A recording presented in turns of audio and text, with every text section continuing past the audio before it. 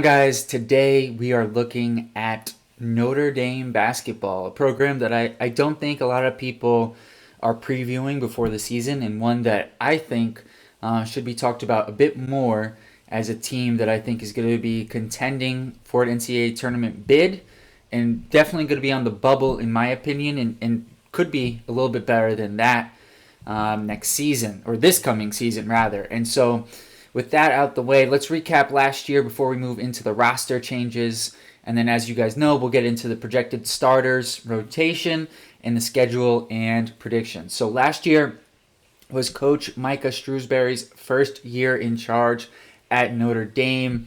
And after 6 years of oscillating winning and losing seasons under Mike Brey, they made the switch. Mike Brey moved on, and Shrewsberry came in.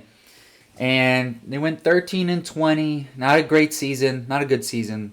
They went 7-13 in the ACC, which was 12th in the conference, and they went 1-1 in the ACC tournament. I do think, though, there are some signs here that this team is going to be much better next year. And the first one, and I'll get into more as we get through the video, is that Coach Shrewsberry, he coached at Penn State for 2 years.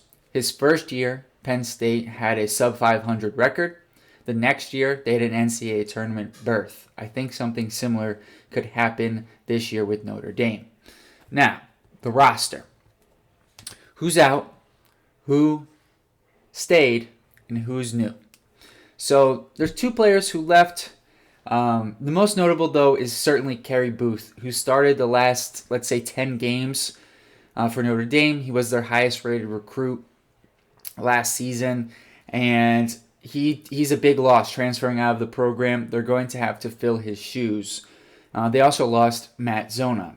Now, who's back for Notre Dame? Markus Burton, the ACC Freshman of the Year. Coach's son, Braden Shrewsberry, is a really good shooter. Tate Davis, J.R. Konicki, definitely butchered that one. I apologize. Julian Roper, Keba Ng are 2 other guys who are back. And with that being said, those are 6 players. Those are 6 of the top 7 scorers from last season. They're returning a ton of guys from last year. Now, who's new? They brought in 2 key transfers. Nikita Konstantinovsky, that's a mouthful, and Matt Aloko. Aloko's from Princeton, and he's a shooter. He's like 6'4", shot over 40% from 3 last year. And Nikita is a 6'10", rebounding big man, 6'10", like 245. So he's going to give them some real size underneath the rim and pair him with Keba to form your center rotation. They also brought in 3 key freshmen. Sir Mohammed, who's a 6'7" wing, ranked in the top 50 in 24/7 Sports. And then 2 guys just outside the top 100 in Cole Serta and Garrett Sundra, who are 6'4" and 6'10", respectively.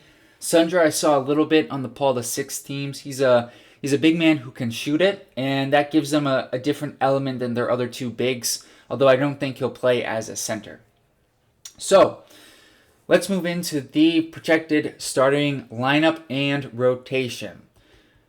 I think, I think 3 guys are kind of clear, and then the other 2 spots I think you could certainly make your arguments, and I'm not quite sure what Coach Shrewsberry is going to end up deciding. But with that said, I think obviously Markus Burton and Braden Shrewsberry are going to start. I think those 2 guys are pretty good. Obviously Burton, with his pedigree, I think he could be one of the better players in the conference next season, coming off of ACC Freshman of the Year.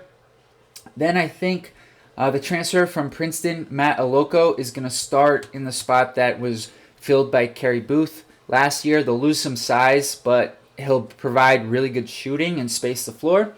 And then I think their forward spots are going to go to Tate Davis and Keba Ng, who came back from last season. And Keba, in particular, I think has good trust with Shrewsberry, considering the fact that he transferred with him from Penn State to Notre Dame. So I think he'll get the start over Nikita, which means off the bench you'll have Sir Mohammed, who I certainly think, based off of his recruiting acumen, could end up being a starter.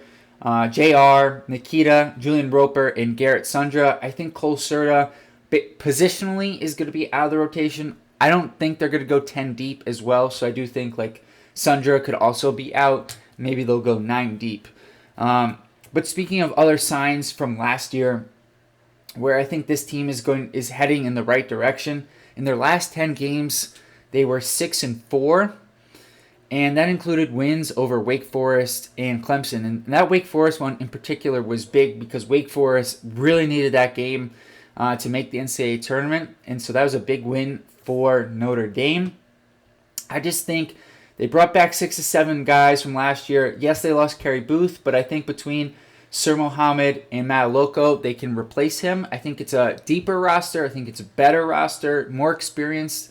You've got a better chemistry. I think this team is set up to have a really good season. And so we're going to move into now the schedule and predictions for next season. So, non-conference play, it's kind of a mixed bag in terms of opponents that they have. They've got some lower level opponents, I would say. I think that's pretty normal. But I think for a team that's coming off of a 13-20 year, they scheduled pretty aggressively. And here's why I say that. So they've got Buffalo at home and Georgetown away in terms of notable non-conference games. But then they also take on, in the Players Era Festival in Las Vegas, Rutgers, Houston, and Alabama, which is kind of insane to me. I love that Coach Shrewsberry is getting his guys out there and challenging them early in the season. I think it's going to reveal a lot about his team, where they are, where they need to be, and who he can rely on early on in the season before they get to conference play. They have one other notable conference game, non-conference game, which is going to be Georgia away as part of the ACC SEC Challenge. Moving into conference play, they've got home and away games with Boston College, Georgia Tech, and Syracuse. And then only at home, they'll take on the newcomers to the ACC, Cal, Stanford, and SMU. Oh, that was a bad voice crack there, guys. And they'll also play Pittsburgh, North Carolina, Virginia Tech, and Louisville. And if you've enjoyed this video so far, please give me a like. It helps us grow. And then on the road, they'll take on Florida State, Miami, Clemson, NC State, Wake Forest, Duke, and Virginia. So, like I said, just to remind you guys, they went 13-20 last year, 7-13 in conference play, and so it was 1-1 in the ACC tournament. So let's see, quick math here.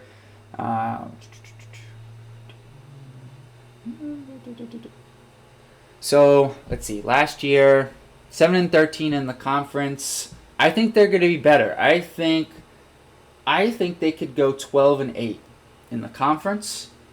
I do think, though, their non-conference slate, particularly the Houston-Alabama games, I think that Rutgers game, they could win that one. I wouldn't favor them, but I think they could win. But I'm going to give them 4 non-conference losses. So I think that gets them at 19-12. So overall, for the regular season, certainly an improvement off of last year's 13-20 regular season, or overall record. I guess they were 12-19 in the regular season for ACC play. So a complete 180 basically from last year, and I think that puts them firmly on the bubble.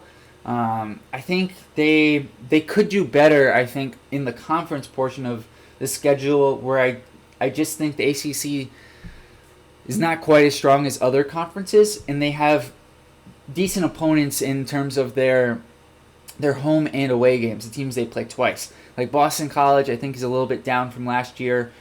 Same with Syracuse. And then Georgia Tech, coming into the offseason, I thought they could be similar to Notre Dame, but then they lost a player or two from last year, so I still think Georgia Tech could be better or will be better than last year. It's just a question of how much, but I think their conference schedule is a bit favorable. And so I think they're going to be right on that bubble. But I'm curious, what do you guys think about Notre Dame next season? What other teams, who are your favorite teams you want to see me profile? We've got a little less than 2 months until the start of the season. Please subscribe for college basketball and NBA draft content, and I'll see you guys next time. Peace.